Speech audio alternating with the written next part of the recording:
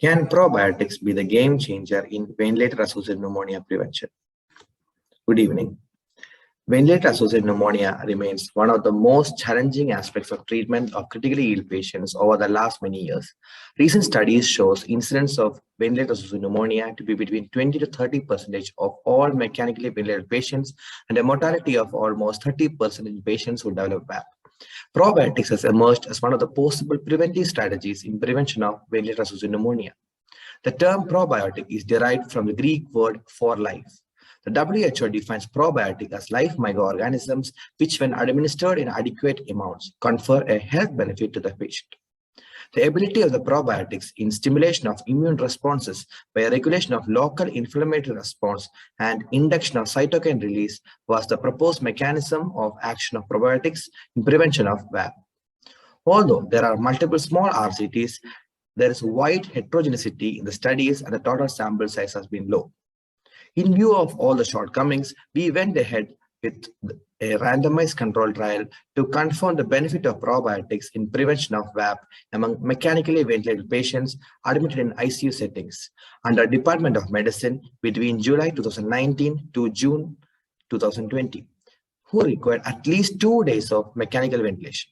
It was a parallel group, open-label, single-center, randomized control trial with a 1:1 allocation ratio based on covariate adaptive randomization, with covariance used being Q-SOFA at 2 and gender. Allocation was conceived using a web-based algorithm. The diagnosis of probable ventilator-associated pneumonia was based on CDC guidelines.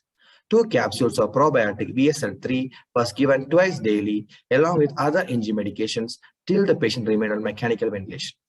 Along with this, the standard of care as being practiced by the medical unit and ICU was given to both probiotic arm and control patients. Based on the previous available study data on VAP incidence, the sample size calculated with one set alpha error of 5% and power of 80% was 131 in each arm. However, the trial was stopped early after recruiting 245 patients because of COVID-19 pandemic and the lack of safety information of the trial drug in such patient population.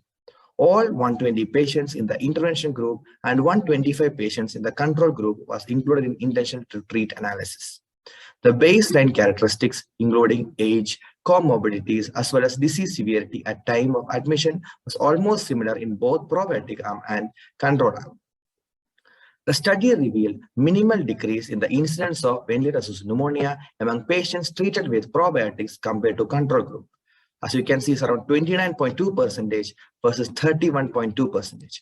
However, it was not statistically significant. The absolute risk difference was 3%. Efficacy analysis of probiotics in prevention of death of the patients revealed mild benefit, 43.3% compared to 48%. However, the absolute risk difference was 5%, and it was not statistically significant.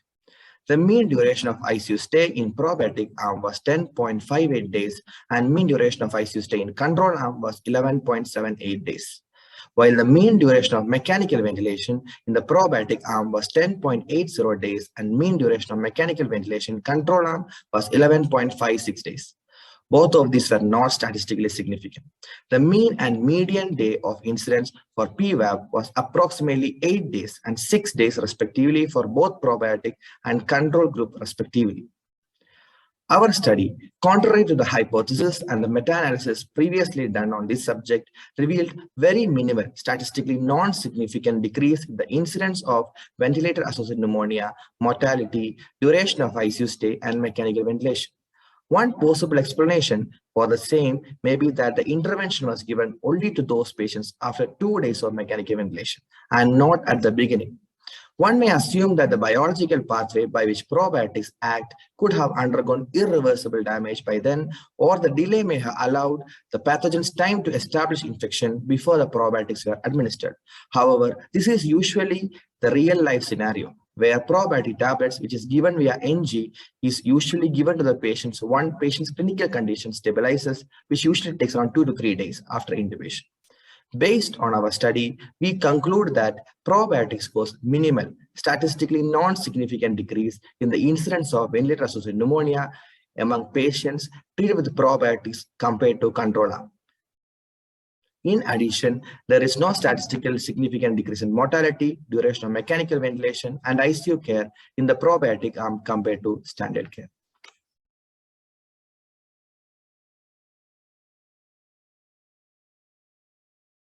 Good afternoon, everyone. I'll be presenting a recent cohort study done in CMC Vellore on community-acquired pneumonia in adults, etiological agents in hospital in 6 months outcome and predictors of outcome. As we know, lower respiratory tract infections are a major public health problem and is a leading cause of mortality and morbidity in the world across all ages. Globally, LRIs caused around 2.34 million deaths across all ages and was a leading cause of fifth leading cause of mortality overall, according to the Global Burden of Disease data 2016.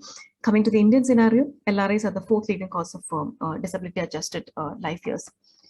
It is well known that the milieu of community-acquired infections as a whole has changed drastically over the last decade, with more patients presenting with resistant organisms. Studies looking at the respiratory tract infections and their etiologies and outcome has, however, been scarce, especially from South India. Since LRIs are one of the leading causes of death in the Indian community, and since antibiotic resistance has become a common issue, we need to identify the etiologies of community-acquired pneumonia more accurately. This may help us in guiding more appropriate antibiotic prescription. With this intention in mind, we planned a cohort study of those patients who were admitted under the Department of General Medicine with the clinical diagnosis of lower respiratory tract infection. And the study spanned over a period of 3 years from 2017 to May 2020 and concluded just prior to the onset of COVID pandemic in India. So in the study, we aim to identify the common etiological agents, incidence of mortality during hospital stay and 6 months follow-up, and various factors affecting the outcome of patients admitted with the LRTA. Coming to the methodology, patients who were more than 16 years of age with a clinical suspicion of LRA admitted under the Department of Medicine were enrolled. Patients who were referred from another hospital or those with the suspected hospital-acquired infections were excluded from the study. In addition to the routine tests like blood culture, sputum culture, and serologies, as part of the study, we had sent a few additional investigations, which will be mentioned below. And these patients were followed up until discharge and after 6 months following discharge via telephonic consultations or via electronic medical records. So the additional tests done in the prospect in the study were nasopharyngeal swab for multiplex PCR for respiratory viruses, urinary antigen for Legionella, serum sample for chlamydia IgM and mycoplasma IgM. This is in addition to the routine tests as per the treating team's discretion. So to summarize how we went about with the study, about 400 patients, more than 400 patients were admitted with clinical diagnosis of community-acquired pneumonia between the period Jan 2017 to May 2020, out of which 227 patients were recruited in our study. These patients were followed up until discharge and at 6 months follow-up. About 224 patients were followed up telephonically and by medical records, and 5 patients were lost to follow-up. So what were the results? First of all, if you look at the etiology, in our cohort, pathogens were identified in about 54% of the patients with bacteria, bacteria being 25%, viruses detected in 20%, and mixed etiology in about 8% of the cases. Most common organism identified in our cohort was influenza virus, which was 29%, followed by mycoplasma, followed by subtyphus. In contrast to the Western literature, pneumococci constituted only 1.76% in our study. The diagnostic yield of most of the pneumonia studies done previously nationally as well as internationally showed an average diagnostic yield of 25 to 40%. As compared to our study, we were able to identify etiology in more than 50% of a cohort. Coming to the bacterial etiology specifically, gram-negative bacteria were detected in 7.48% of our patients, whereas gram-positive patients were identified in about 4.4% of a cohort. We identified mycoplasma in about 23% cases, scrub in about 16%, and chlamydia in about 8%. Legionella was not identified, however, in our cohort, despite the use of urinary antigen for Legionella. The low incidence of pneumococci is probably explained by prior over-the-counter antibiotic use, leading to low culture yield, and also because we entirely relied on blood culture and sputum culture and not on urinary antigen for pneumococci. Coming to the viral etiology, influenza virus constitute a majority among the viruses, followed by other respiratory viruses like human metapneumoviruses, coronavirus, respiratory syncytial virus, etc. Data regarding contribution of viral etiology is scarce in India, but there are recent published data from Western literature which showing more and more of viral etiology, which is inconsistent with our data. So if you look at the seasonality of the etiological agents, maximum number of cases were identified from the month of November to February, including viruses and bacteria. So the second etiology, so it has been postulated that previously stated that etiology of community-acquired pneumonia rarely mattered in the outcomes of patients. However, with the growing resistance and discovery of new viruses like COVID, it has become clear that knowing the etiology is immensely helpful. Thus, may help in decreasing the use of antibiotics and also help us in putting infection control measures early. Coming to the mortality, our results showed that all-cause mortality was 12.3% while in hospital and about 8.4% at 6 months follow-up. We noted a comparatively higher overall mortality than most of the studies. One possible explanation for higher mortality would be higher percentage of patients with PSI score of 4 and 5 in our cohort, which predicts higher mortality. And also being us being a tertiary center, the number of patients with multiple comorbidities were higher. Higher PSI score and gram-negative sepsis were independently associated with a higher mortality. If you look at the survival score, the survival curve, overall survival, 20% of the patients of the death occurred at 1 year following discharge. There was no significant difference noted in the survival of the patients based on different etiology.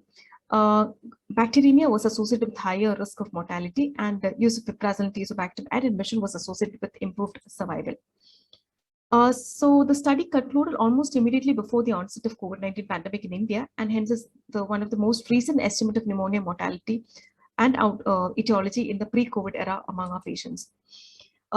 We were able to identify etiology in more than 50% of our cohort. Viruses were found more than bacteria. So we need to think about the relevance of empirical antibiotic in our patients. Season variation was also noted as mentioned before. Gram-negative bacteria were found more than gram-positive bacteria, which is in contrast to the previous studies. We have also noted slightly higher mortality among our population. No, there was no previous studies done for follow-up of lower respiratory tract patients in India, neither in Western literature.